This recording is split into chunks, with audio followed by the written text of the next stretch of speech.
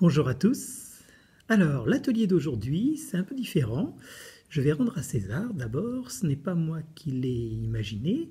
C'est un jeu qui est téléchargeable. C'est une version légère, téléchargeable et imprimable qu'ils ont mis en ligne, je l'imagine pendant la période de confinement, qui s'appelle Concept. Alors là, c'est la version Concept Kids qui est à télécharger et imprimer. Je mets toutes les références à la fin de la vidéo. Alors, l'idée de ce jeu, c'est à partir de petites images qui représentent des concepts, de faire deviner un animal. Bon, je vous montre un exemple tout de suite.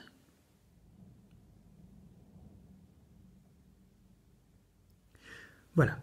Alors, puisque ça, c'est l'air d'être efficace, je vous propose de deviner 5 animaux.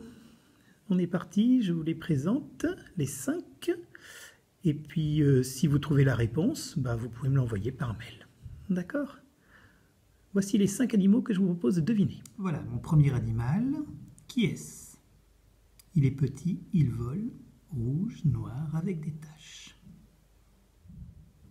Voilà, ça c'est mon deuxième animal à deviner. Mon animal numéro 3.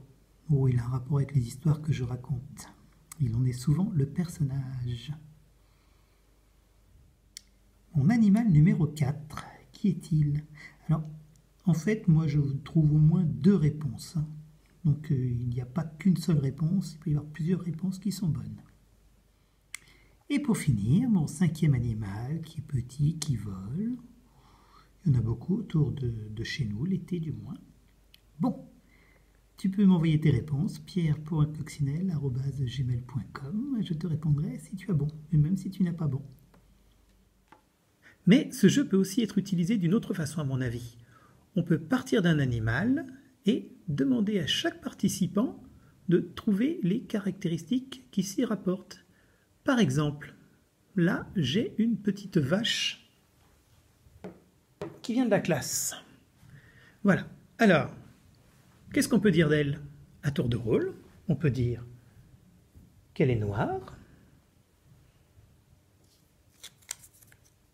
qu'elle a des taches, qu'elle est blanche, qu'elle a des cornes, qu'elle a des sabots,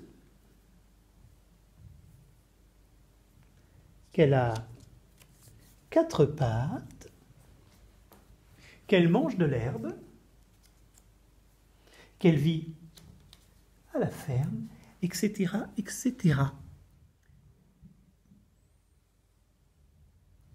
Donc, à tour de rôle, on peut imaginer, et puis le premier qui ne trouve pas a perdu, ou alors c'est juste collaboratif. L'intérêt de ces petites vignettes, c'est que ça nous oblige à discuter et à se mettre d'accord sur leur signification.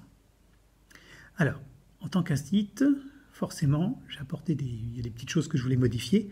Donc, en dessous de chaque vignette, j'ai enlevé, normalement il y a un petit mot qui définit ce qu'on voit sur l'image.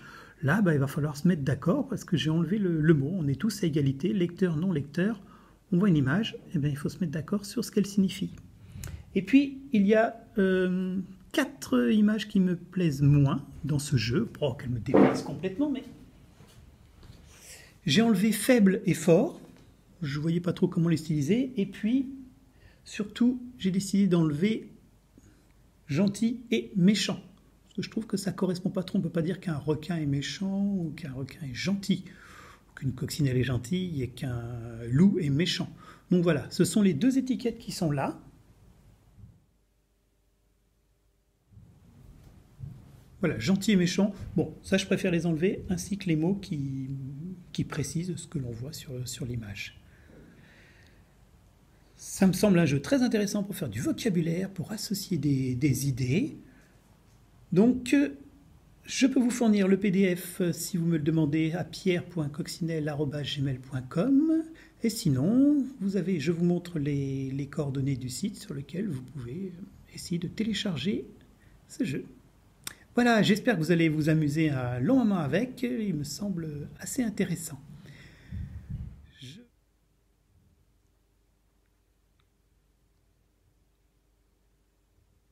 Je vous dis à bientôt les petites coccinelles loups, jouez bien!